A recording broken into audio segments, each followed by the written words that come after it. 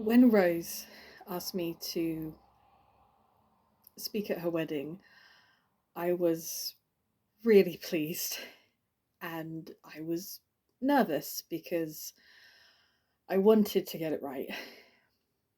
I wrote and I rewrote it and I performed it to Viv on the phone. And she said it was ready. And then Rose died.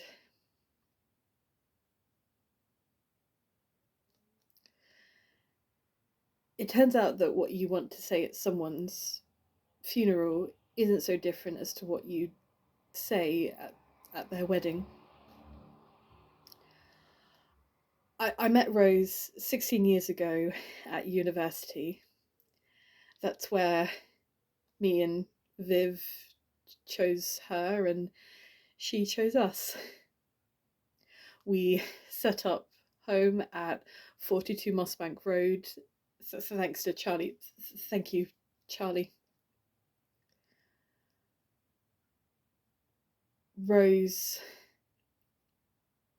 enjoyed life so much.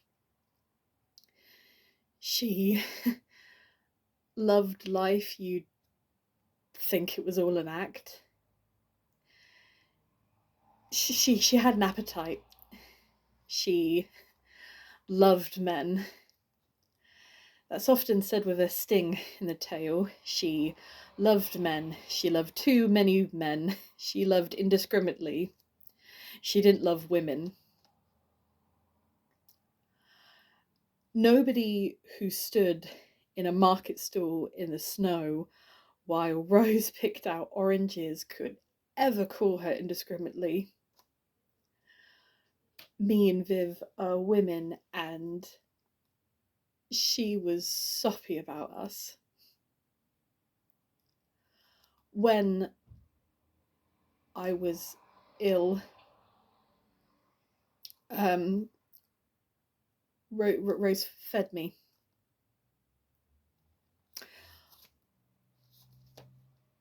Gregory and Carrie, you should know that when Rose prepared for you, aged 19,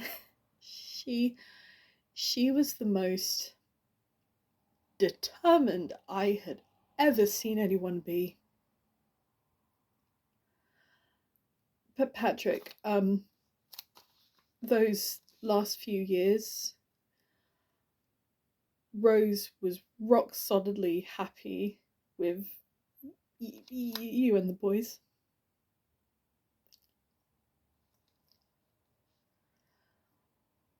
I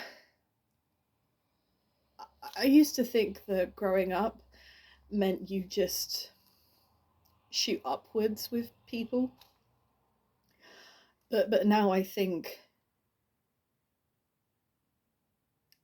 going upwards, or rather the shape of the way that you grow up, is contingent on those around you. If something bad or sad or good happens to one of you, it almost always happens to the other.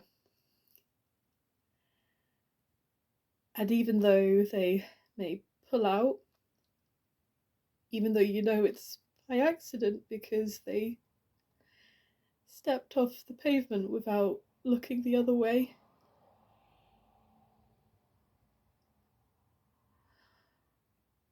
what you feel is sadder than anything possible.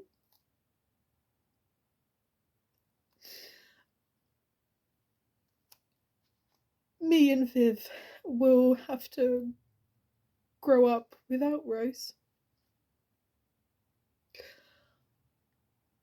And it won't be easy.